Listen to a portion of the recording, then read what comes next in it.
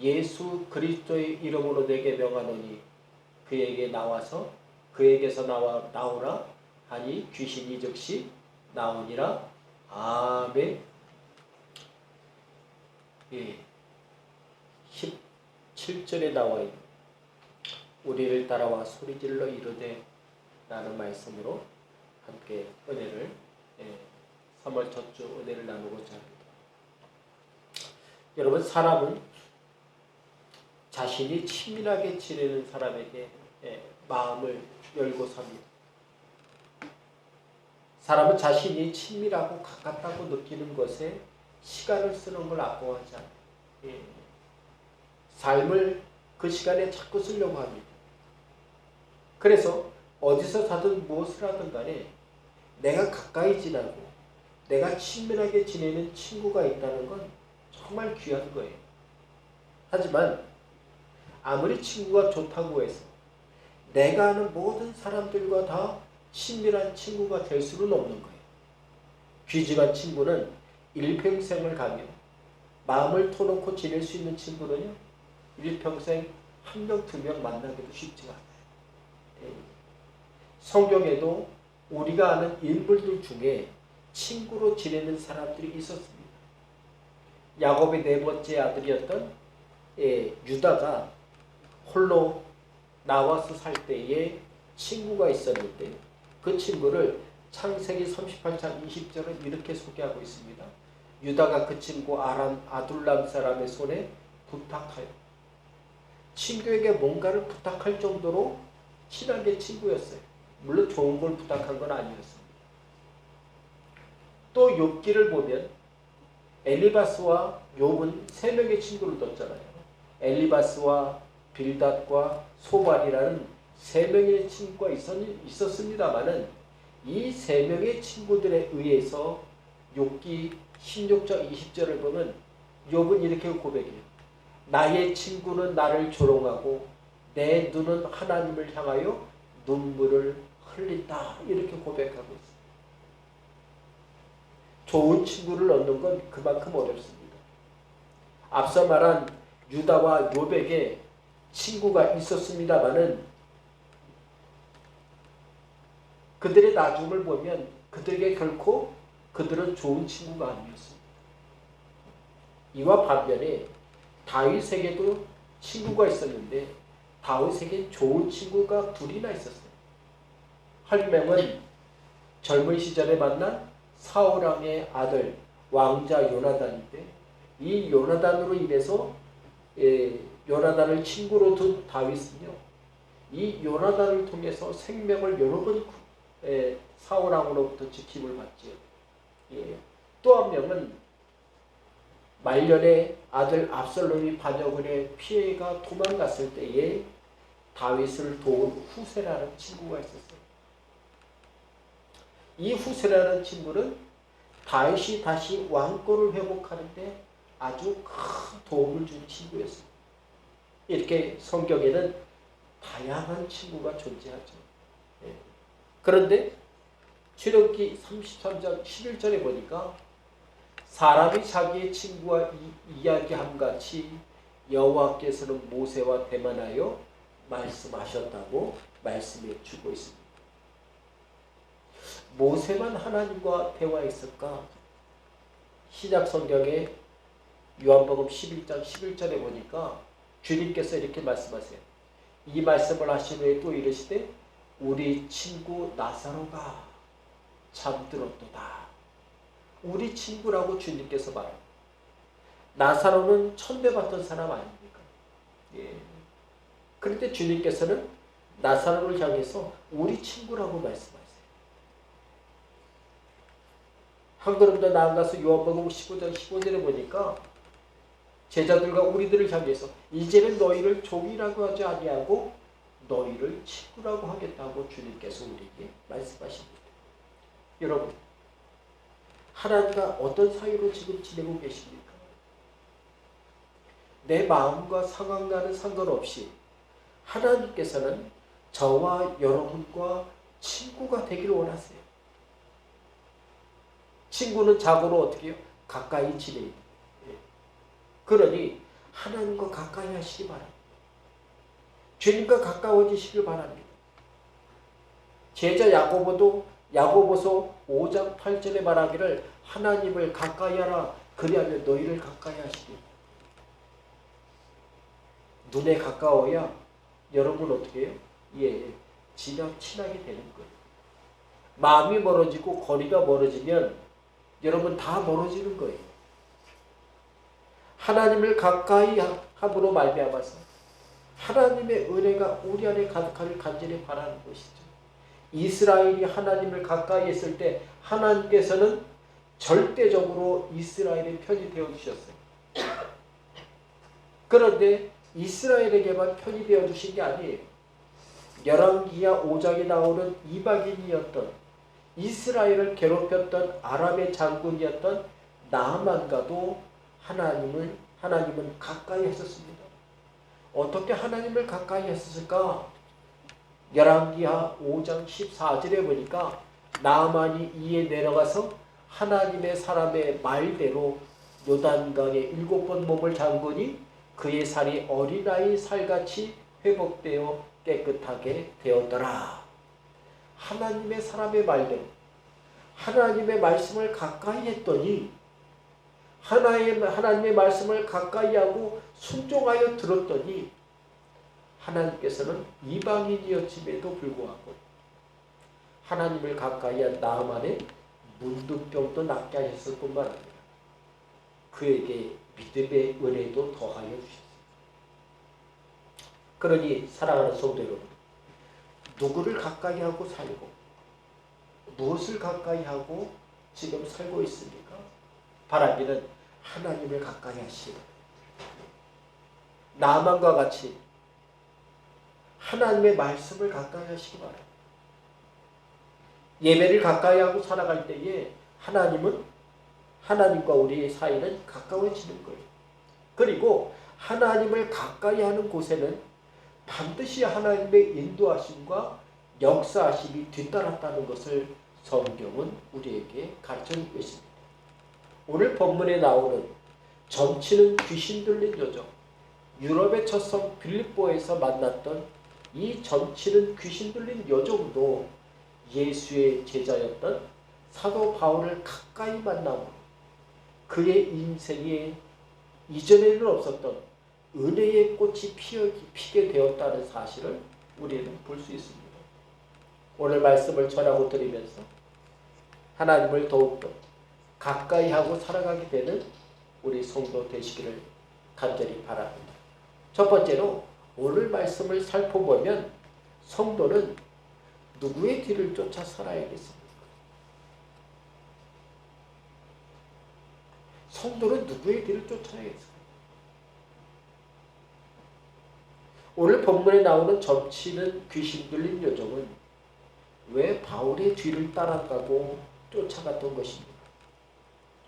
점치는 귀신 들린 여정은 바울의 정체를 한눈에 알아봤어요. 이어서 말하기를 뭐라고 합니까? 하나님의 아들이신 예수 그리스도를 믿고 전하는 믿음의 사람임을 이 점치는 귀신 들린 여정은요 한 번에 알아봤어요. 점치는 귀신 들린 여정은요 지금까지 한 번도 만나보지 못했던 믿음의 사람이었어요. 그 믿음의 사람을 이 여정은 그냥 보내지 않았습니다. 스쳐 지나가도록 내버려 두지 않았어요.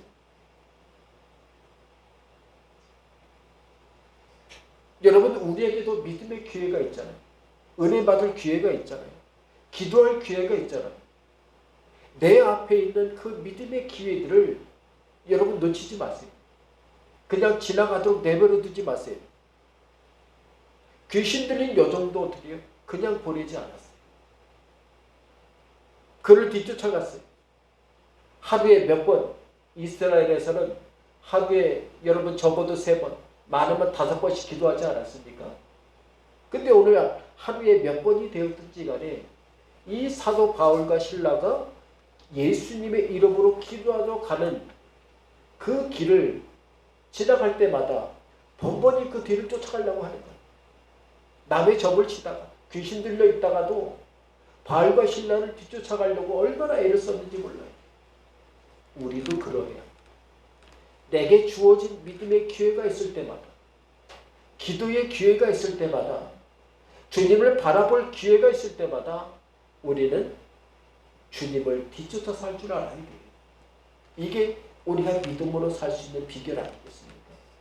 주님이 주시는 은혜가, 주님이 주시는 응답이 내 삶을 그냥 스쳐 지나가도록 구경만 하지 마세요. 성도는 구경하는 게 아니에요. 주님과 동행하는 거예요. 주님과 만나 사는 거예요. 주님께서 내게 주시는 은혜마다 그 뒤따라 쫓아 살고 뒤따라 쫓아 사는 우리 성도 되시길 간절히 바랍니다. 오늘 17절 말씀에 보니까 그가 바울과 우리를 따라왔다 이렇게 말하고 있잖아요. 여기서 말하는 따라와라는 원어를 살펴보니까 뒤쫓다, 그것도 그냥 뒤쫓는 게 아니에요. 졸졸 뒤따르다 이런 뜻이니까. 가만 내버려 두지 않고 어떻게 해요? 자꾸 뒤쫓아오는 거예요. 그것도 탁 붙어가지고. 이 단어를 통해서 우리는 이 점치는 귀신 들린 여종이 바울이 지나갈 때마다 얼마나 열심히 쫓아 살았는지를 우리는 알 수 있어요. 놔주질 않는 거예요.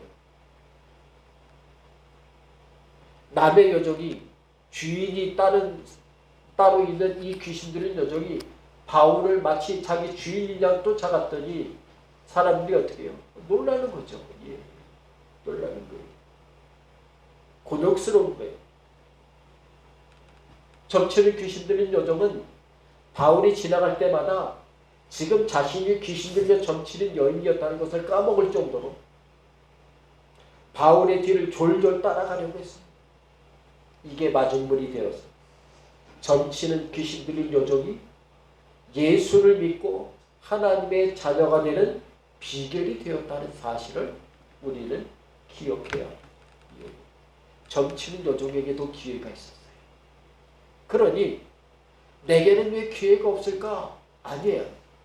내가 기회를 놓쳤기 때문에 그래요. 우리 하나로 살아가는 인생은요, 하나님의 기회가 날마다 있는 거예요. 그날의 기회가 있는 거예요. 여러분, 내가 지금 뒤쫓아 살고 있는 것은 무엇입니까? 성도는 하나님의 말씀을 뒤쫓아 살아요. 기도할 때 주님을 뒤따라갈 수 있어요. 예배로 주님을 자꾸 만날 수 있는 것입니다. 따라서 우리가 주님을 뒤쫓아 살기 원해서 우리가 해야 될 일이 한 가지가 있는데, 그것은 바로 뭐냐면 성도는 어디서든 주님을 생각하고 살 줄 알아야 돼요. 여러분, 어떤 사람이 뒤쫓아가겠습니까? 생각할 줄 알아야. 그 친구가 생각이 나니까 전화하는 거예요. 야, 그 친구 생각나니까 오랜만에 전화했다고. 목사님 생각나서 전화했어요. 생각이 나야 기도도 하는 거고, 생각이 나야 말씀도 묵상하는 거고, 생각이 나야 예배드릴 마음도 생기는 거예요. 그러니 내가 주님을 뒤쫓아 살고자 한다면 우리는 주님을 생각하고 살 줄 알아야 돼요. 지금 내가 생각하고 사는 것이 곧 미래에 내가 하고자 하는 일이 되기 쉽습니다. 그러니 내가 무엇을 생각하고 사느냐 굉장히 중요해요. 세상에서 가장 위험한 사람은 그래서 어떤 사람입니까? 내 힘으로 살아갈 수 있다고 생각하는 사람. 인생을 내 힘으로 살아보겠다고 하는 사람이에요. 그런 사람은 어떻게 해요? 하나님을 절대 생각하지 않습니다. 주님의 십자가 사랑을 절대 생각하지 않아요. 왜냐하면 자기의 힘으로 세상을 살아내려는 생각으로 꽉 차 있다 보니까 하나님을 찾을 수 없는 거예요. 하나님을 생각하지 않습니다. 하나님을 생각하지 않으니 하나님의 은혜보다도 어떻게 해요? 자신의 힘으로 어떻게든 인생을 살아내려고 고군분투하며 수단과 방법을 가리지 않으며 고민과 걱정과 근심과 낙심으로 날마다 하루하루를 채워 살기 바쁜 인생이 되고 말입니다. 여러분, 나는 무엇을 생각하고 사는데 바쁜 사람입니까? 우리는 주님을 생각할 줄 아는 사람이 되어야 돼요. 여러분, 내가 지금 가진 것이 좀 부족하고 가진 건강이 없고 가진 지식이 좀 부족합니까? 걱정하지 마세요. 우리의 그 부족한 생각을 가지고 하나님을 생각하시기 바랍니다. 주님, 내가 배고파서 하나님이 생각이 나요. 내가 몸이 아프니까 하나님이 생각이 나요. 내가 근심하니까 하나님을 바라보게 됩니다. 하나님의 은혜를 구하고 사시기 바랍니다. 하나님을 자꾸 생각해서 하나님의 인도하심을 뒤따라가기를 사모하는 우리는 믿음의 사람이 되어야 됩니다. 하나님께서는 주님을 지금도 생각하며 쫓아 살 사람들을 지금도 찾고 계세요. 그 믿음의 한 사람, 구약 성경에 축복에 목매고 살았던 야곱이라는 사람이 있습니다. 아브라함의 아들, 이삭의 아들, 야곱의 아들입니까? 이 야곱이 하나님의 축복과 장자권에 대한 욕심을 가졌기에 사람들은 축복을 받았다고 생각합니다. 그러나 그것은 잘못된 거예요.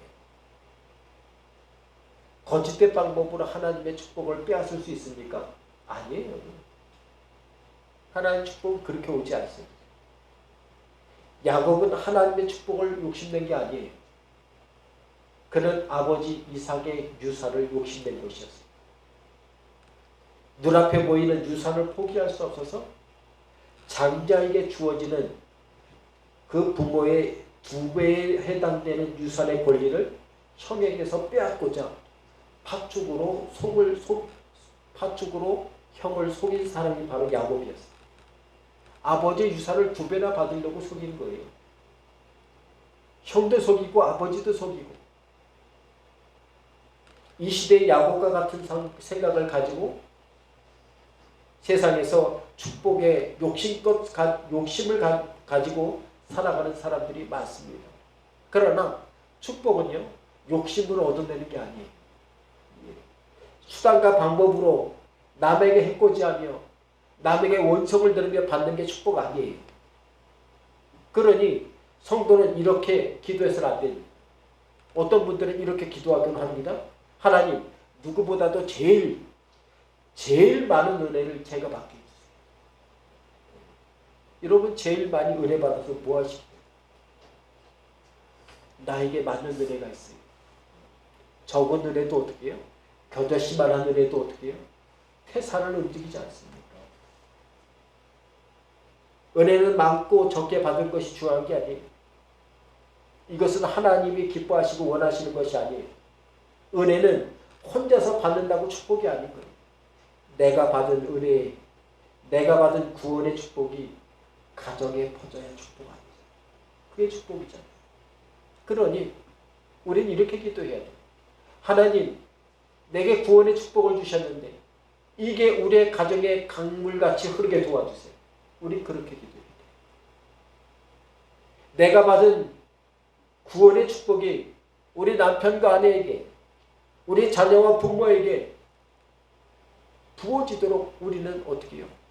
간절히 축복을 구해야 돼요. 내가 받은 은혜가 이웃에게도 전해져야 그게 진짜 축복이에요.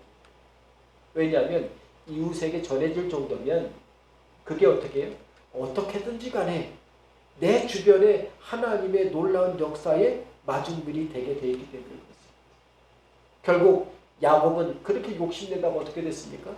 아버지 유산을 탐하다가 형의 장자권을 욕심내다가 어떻게 되었습니까?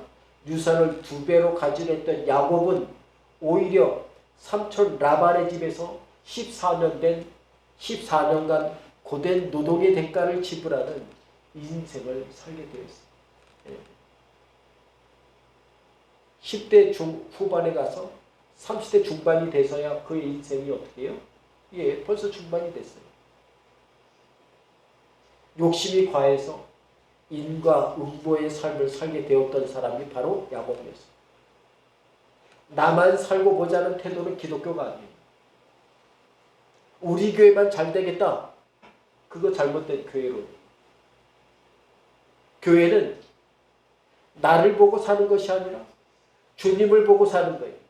주님을 뒤쫓아 사는 사람들이에요. 주님을 뒤쫓아 사는 사람들을 세우는 곳이에요. 그러니 주님을 생각하고 그래서 주님을 뒤쫓아 살 만한 우리 성도 되시길 바랍니다. 성도에게 필요한 것은 세상 능력이 아니에요. 세상의 권모술수가 아니에요. 오히려 주님의 말씀에 순종하고 살 수 있는 능력이 성도가 은혜 받고 사는 비결인 것입니다. 그러니 우리는 알아야 합니다.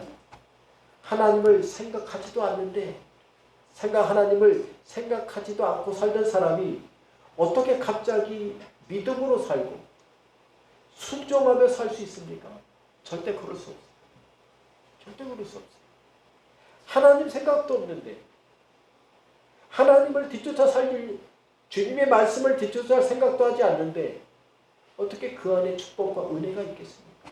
순종이 있을 수가 있어요. 주의 말씀을 생각하지도 않는 사람이 어떻게 주님께 자신의 시간을 드리고 마음을 드리고 살 수 있습니까? 그럴 수 없습니다. 그렇다면 우리가 아는 야곱의 축복은 언제부터 시작된 것입니까? 아버지 이삭의 유산을 탐할 때 아닙니다. 형 에서에게 팥죽을 팔아 잔작권을 얻었을 때도 아니에요. 삼촌 라반에게 속아서 14년을 죽도록 일꾼으로 일하면서 어렵고 힘들 때마다 생각났던 하나님이 주신 그 말씀, 하나님의 땅으로 돌아오라. 그 말씀이 생각날 때부터 야곱의 축복이 시작됐다는 거예요. 그러니 우리는 하나님을 생각할 줄 알아야 돼요. 주님을 생각할 줄 알아야 돼요. 그래야 주님을 따라 살 만한 믿음도 생겨나고 쫓아갈 만한 용기도 생각나는 거예요. 자신의 힘으로는 화가 난 형을 도저히 감당할 수 없게 되어서 야복강 나무에서 간절히 기도했던 야곱과 씨름하여 주신 하나님을 만났을 때부터가 야곱의 축복이 시작되었던 것입니다. 야곱의 생각이 그렇게 하나님께로 바뀌게 되자 야곱의 인생은 어떻게 됐습니까? 뒤쫓아 사는 게 달라졌어요. 그죠? 뒤쫓아 사는 게 달라졌어요. 생각이 달라지고 기도가 달라지니까 뒤쫓아 사는 게 달라졌어요. 우리의 믿음은 뒤쫓아 사는 것을 달라지게 만듭니다. 예수를 믿었다면 우리는 뒤쫓아 사는 게 달라져야 돼요. 하나님의 말씀은 뒤따라 사는 길을 달라지게 만듭니다. 그러니 주님을 뒤쫓아 살기를 힘쓰는 성도 되시길 바랍니다. 야곱이 자신의 힘으로 아무리 애를 써도 되지 않던 삶의 복과 영혼의 축복을 언제 만나고 살았습니까? 야곱이 자신을 하나님께 맡기고 주셨던 말씀을 생각하고 뒤따라 살았더니 그곳에 하나님이 예비하신 축복과 은혜가 넘치게 있었어요. 넘치게 있었어요. 오늘 본문에서 점치는 귀신들인 여종은 귀신 말을 듣고 뒤쫓아야 되는데 자꾸 바울을 뒤쫓아가는 거예요. 자신도 모르게 뒤쫓아가는 거예요. 귀신 말이 아니라 자꾸 바울의 말이 들려요. 주님의 말씀을 자꾸 가까이 하려고 자꾸 졸졸 뒤따라간 것입니다. 그것이 한 번일 때는 점치는 여종에게 아무 일도 일어나지 않았어요. 마치 나아만이 7번 물에 잠길 때까지 문득들이 낫지 않았던 것처럼.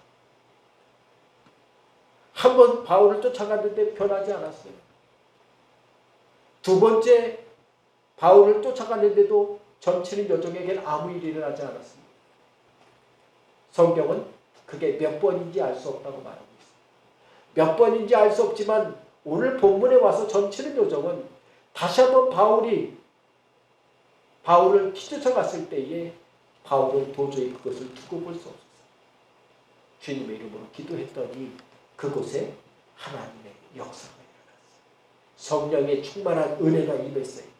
귀신이 떠나가고 온전해지는 역사가 일어났어요. 그 마음에 예수가 심겨지는 놀라운 기회가 일어났던 것이죠. 이것을 주님의 역사라고 말씀드리는 이유는 점치는 귀신들의 여종에게서 귀신이 떠나가도록 주님께서 바울을 통해 역사하셨기 때문에 그런 거예요. 바울이 쫓아낸 겁니까? 아니에요. 예수님께서 쫓아주신 거예요.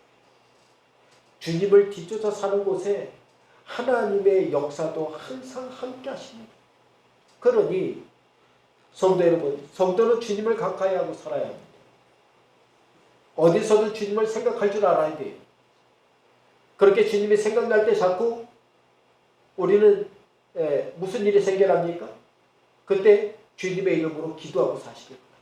주님이 생각날 때마다 기도하세요. 요즘 제가 3월달부터 다시 수영을 시작했어요. 다리에 너무 힘이 빠져서 너무 오래 걸어도 힘들어서 수영을 다시 한 지 이제 일주일 됐는데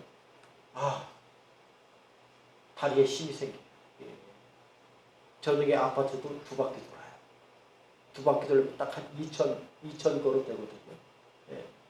5,000 걸음이 넘어가면 힘들어요, 좀. 그래서 딱 2,000 걸음. 근데 수영은 괜찮아요. 30분 하면 딱 좋아요. 수영하면서 기도합니다. 여러분을 위해서 기도해요. 수영하면서. 수영을 한 지는 15년이 넘었으니까 수영이 힘들진 않아요. 그러나 체력을 안배해서 천천히 하면서 물속에서 아무것도 보이지 않는 그곳에서 여러분을 위해서 기도합니다. 하나님의 은혜가 우리와 함께하는 것. 운전하면서도 기도하고 걸으면서도 기도하고 수영하면서 기도하고 우리는 언제든지 기도할 수 있어요. 정치는 귀신 들린 여종은 기도하러 지나가던 바울과 신라의 뒤를 쫓아 간 것 때문에 그의 인생을 새롭게 다시 시작할 수 있었어요. 우리의 인생도 제대로 살려면 주님을 뒤쫓아 살아야 돼요. 주님이 주시는 말씀을 졸졸 따라 열심히 살아가야 합니다. 하나님의 은혜는 이름나고 높디 높은 명예를 가진 사람들에게 임하는 게 아니에요. 하나님의 은혜는 주님을 뒤따라 살고자 하는 사람들에게 임하는 것입니다. 하나님의 사랑하는 성도 여러분, 우리는 사는 게 막막해질 때가 있어요. 어떻게 해야 할지, 무엇을 해야 할지 도무지 알 수 없을 때를 만나요.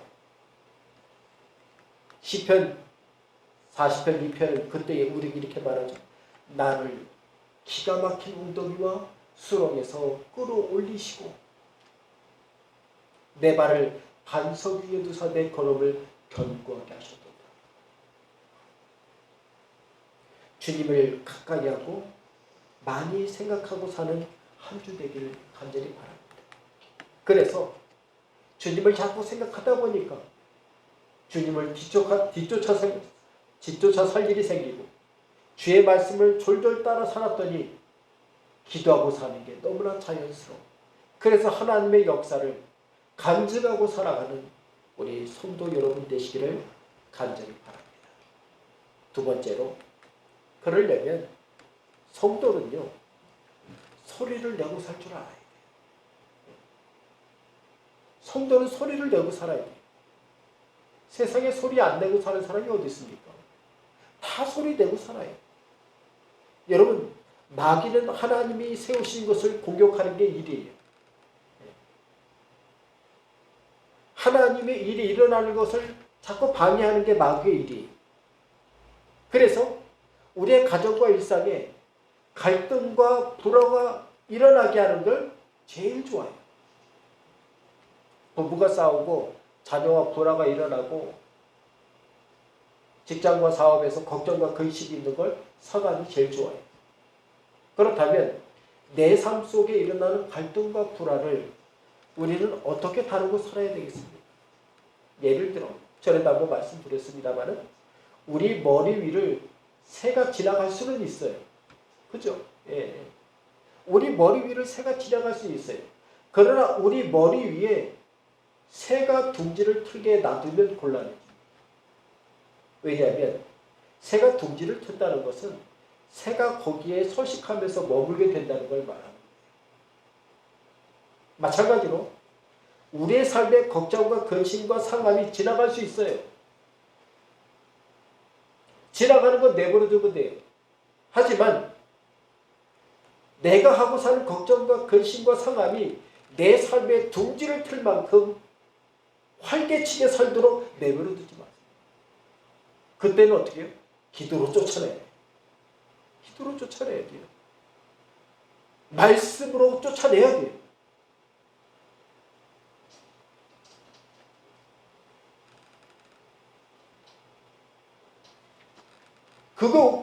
그 걱정과 근심과 상함이 우리에게 품어지고 둥지를 틀기 전에, 그러기 전에 우리는 하나님께 소리 낼 줄 알아야 돼요.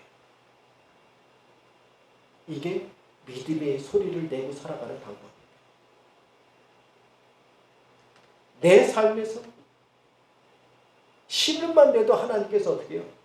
내 기도를 들어주신 거잖아요. 왜 하나님께 신음소리를 내지 않습니까?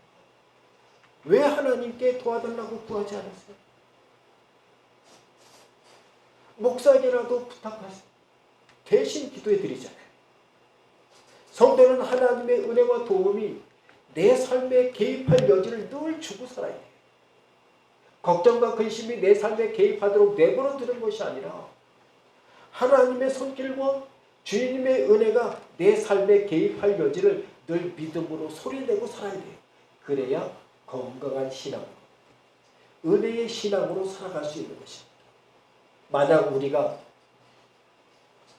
헬스장 안에서 작정하고 살면 어떻게 되겠습니까? 적어도 근육과 근력은 키우고 살 수 있어요. 수영을 못해도 수영장 안에 살다시피 하면 결국엔 수영을 하더라고요. 결국은 수영을 해요. 마찬가지로 우리가 주님 안에서 살기를 작정하고 살면 우리는 주님과 친밀하게 돼요. 당연하게 친밀하게 되고 주님을 어디서든 뒤쫓아 살고 주님의 이름으로 소리내고 사는 믿음의 사람이 될 수 있는 것입니다. 성도의 능력은 주님 안에 살아갈 때 임하는 것입니다. 우리나라 사람들을 보면 참 일에 진심입니다. 참 일하기 좋아해요. 뭐라고 하고 면서도 일하고 기분 나빠도 일하고 삶이 일이고 일이 삶이 될 때가 너무나 많습니다. 누가 말리지 않으면 일평생 일만 하다가 은퇴하고 깜짝 놀라요. 이제 무슨 일을 하고 살까? 그죠? 은퇴하시는 분의 걱정이 그거예요. 이제 뭐하고 살까? 무슨 일을 하고 살까? 이런 걱정을 하시더라고요. 그런 반면에 교회의 일은 믿음과 기도와 은혜를 나누는 것입니다. 이 믿음의 일을 가정에 풀어놓으면 가정이 화목해져요. 그러니 믿음을 자꾸 가정에 나눠야 돼요. 말씀을 나누고 기도를 나누고 은혜를 자꾸 나눠서 가정에 풀어 헤쳐 놓으면 가정이 화목해지는 거예요. 이 믿음의 일을 이웃과 나누면 나눈 것이 3배, 4배가 아니라 성경은 30배, 60배, 100배로 커진다고 말씀하고 있습니다. 그러니 우리 성도들은 믿음의 일을 하고 살아야 돼요. 세상 일이 아니라 세상 돌아가 아니라 성도가 하고 살 수 있는 믿음의 일이 무엇인지 오늘 본문은 가르쳐주고 있습니다. 바로 17절에 뭐라고 하겠습니까? 그가 바울과 우리를 따라와 소리질렀다. 소리질렀다. 근데 여기서 말하는 소리 지르다 라는 이 원어의 뜻을 살펴보면 그냥 목소리만 크게 지른다 이런 의미가 아니에요. 오직 이 사도행전 이곳에만 나오는 단어인데 여기서 말하는 소리 지른다는 말은 귀에 거슬리거나 목신 소리인데 귀에 거슬리거나 목신 소리로 내는 소리인데 마치 까마귀가 깍깍 우는 소리라고 써있어요. 쉽게 표현하자면 미친 사람 소리치는 거랑 똑같은 거예요. 듣기 싫은 거예요. 별로. 다른 의미로는 마술적인 주문을 큰 소리로 외우는 것 이런 뜻이에요. 그러니까 듣기 좋을 리가 없는 거예요. 기분 나쁜 소리. 우리나라식으로 말하면 무당이 굽할 때 내는 소리가 비슷해요. 얼마나 기분 나쁩니까? 이렇게까지 내용을 알아보고 나니 점치는 귀신 들린 여종이 뒤를 졸졸 따라다니며 냈던 소리가 바울에게 좋게 들릴 리가 없어요. 그렇게 귀에 거슬리는 목신 소리, 까마귀 소리, 주문을 외우듯 귀신이 내는 소리니 그 소리가 나는 그곳에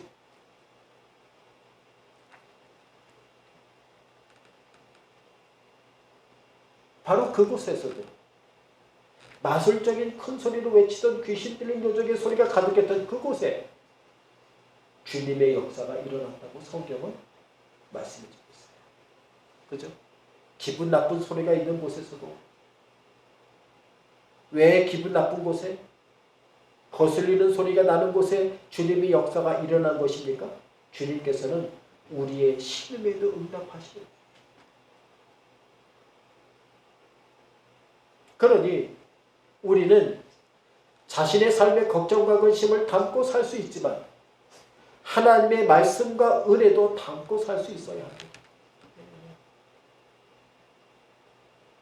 교회를 다니고 예수를 믿는다는 것은 착한 사람을 배출한다는 것을 말하는 게 아니에요. 교회는 착한 사람 만드는 데 아니에요. 교회는 세상을 담고 살던 사람에게 이제는 예수를 담고 사는 것을 알려주는 곳입니다. 세상이 주는 걱정을 자신의 것으로 여기고 살던 사람들이 예수를 믿고 하나님의 말씀을 맛보며 하나님의 주신 은혜를 받고 사는 것이 교회에서 하는 일이에요. 그러니 성도는 교회를 오갈 때마다 세상에 담고 살던 건 다 내려놓고 예수를 담고 가야 돼요. 세상이 준 걱정, 근심을 다 내려놓고 말씀을 담고 은혜를 담고 돌아가 살아야 돼요. 성도는 세상이 내게 보내는 기분 나쁜 소리, 기분 나쁜 신호, 기분 나쁜 일들을 당할 때에 바울처럼 기도할 줄 알아요.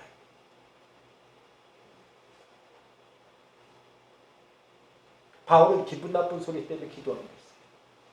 그죠? 우리는 기분 나쁠 때 어떡합니까? 인상 쓰고 화내기 바쁘죠? 아니, 그때가 기도할 때. 그때가 기도할 때. 세상에서 만나는 귀에 거슬리는 때를 만날 때도 그것이 바로 내가 기도의 소리를 내고 하나님께 소리내어 구해야 하는 놀라운 믿음의 때라는 사실을 우리는 알아야 돼요. 성도 여러분, 귀신 들린 사람이 소리 지르면 얼마나 섬뜩해요. 그죠? 예. 섬뜩해요. 무당집 지나갈 때 기분 좋을 리가 없어요.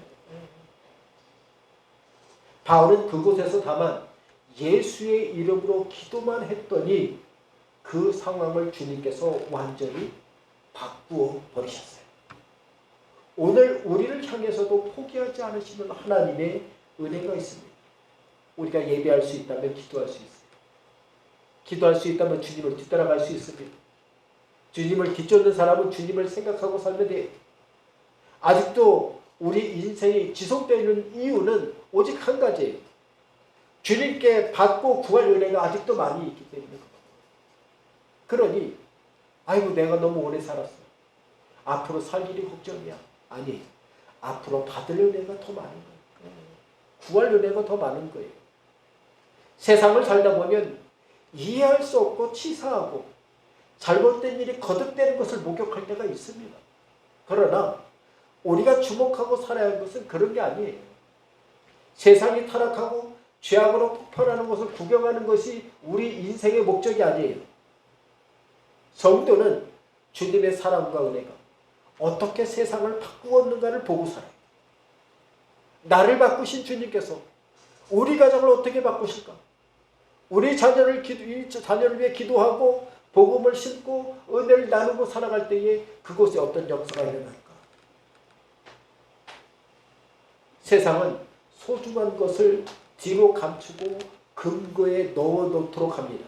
그러나 성도는 가장 소중한 예수의 신앙을 늘 날마다 어떻게 해요? 삶에서 닳고 닳도록 쓰라고 해요. 내어놓고 쓰라고 해요. 신앙은 쓰면 쓸수록 감사가 커집니다. 말씀을 들으면 들을수록 은혜 받아요. 기도는 하면 할수록 세상 일이 아니라 주님의 일을 보고 살 일을 많게 만듭니다. 사랑하는 성도 여러분, 3월을 시작하면서 우리는 주님을 쫓아 살고 믿음의 소리, 기도의 소리를 바꿔내고 사는 성도가 되시길 바랍니다. 설교 시간에 좀 힘있게 설교하고 싶어서 주님께 간절히 기도하다가 이제는 운동해도 좀 될 것 같다 마음을 두셔서 수용했더니 이번 주에 너무 체력이 좋아요. 하지만 여기까지 심하게 쓰면 또 쓰러지니까 좀 애껴 쓰느라고 그래요. 여러분, 우리가 살면서 믿음의 기대가 없으면 낙심하기 쉬워요. 우리 믿음의 기대를 가지고 살아야 돼요. 믿음의 기대가 생각에만 머물면 안 돼요. 소리 내야 돼요. 기도의 소리를 내고 믿음의 말을 쏟아내고 살아야 돼요. 그래야 그것이 은혜가 됩니다. 하나님은 누구나 쓰실 수 있지만 아무나 쓰시지는 않으세요. 반드시 믿음의 사람을 쓰십니다. 기도하는 사람을 쓰세요. 말씀을 뒤쫓아가는 사람을 쓰십니다. 하나님은 우리 인생의 가장 정확한 순간, 정확한 방법으로 역사하시는 분이 주님이세요. 그러니 내 삶의 무게마다 무겁다고 낙심하지 말고 주님께 맡기고 내려놓으시기 바랍니다. 그리고 주님을 생각하고 주님을 뒤쫓고 주님께 소리내어 기도하고 부르짖으시기 바랍니다. 그래서 삶과 가정이 기도와 믿음으로 쓰임받아 살아가는 데 부족하면 우리 선한교회 모든 성도 되시기를 주님의 이름으로 간절히 바랍니다. 기도하겠습니다. 하나님 감사합니다. 우리 소중한 자녀 삼으신 아버지 하나님, 하나님의 백성 삼으신 아버지 하나님, 우리로 말미암아 주님을 생각하게 하시고 주님을 떠올라 예배드리게 하신 아버지 하나님, 감사와 천수가 영광을 올립니다. 이것이 믿음이 되어서 예배드린 이 시간이 30배, 60배, 100배가 되어서 우리의 일상에서 날마다 주님을 생각하고 주님을 뒤쫓아 사는 아버지 귀한 통로가 되게 도와주옵소서. 주님께 소리내고 살기를 원합니다. 믿음의 소리를 내고 한숨을 쉬더라도 하나님께 한숨 쉬며 아버지 어떻게 해요라고 날마다 주님께 간구할지라도 결코 우리를 저버리지 아니하시고 날마다 우리의 소리를 들어 응답하시는, 우리의 신음에도 응답하시는 우리 주 예수 그리스도를 날마다 찾아 동행하며 살아가는 우리 모든 성도 되도록 주여 축복해 주옵소서. 이 한 주에 우리의 건강과 체력과 문제와 연약함에도 주님께 맡기고 내려놓습니다. 주님, 우리를 쓰시고 사용해 주옵소서. 우리의 믿음을 써 주옵소서. 우리의 기도를 써 주옵소서. 우리의 간구를 써 주옵소서. 우리 선한교회를 써 주시고 우리 선한교회 지경을 써 주시며 우리 성도들의 가정을 써 주옵소서. 그 범사에 가정과 직장과 학교와 사업장 위에 아버지 우리의 건강과 연약함 가운데 하나님이 손수 써주시고 역사에 주옵소서. 손대 주시옵소서. 오직 우리 주 예수님의 이름으로 간절히 축복하며 기도하옵나이다. 아멘.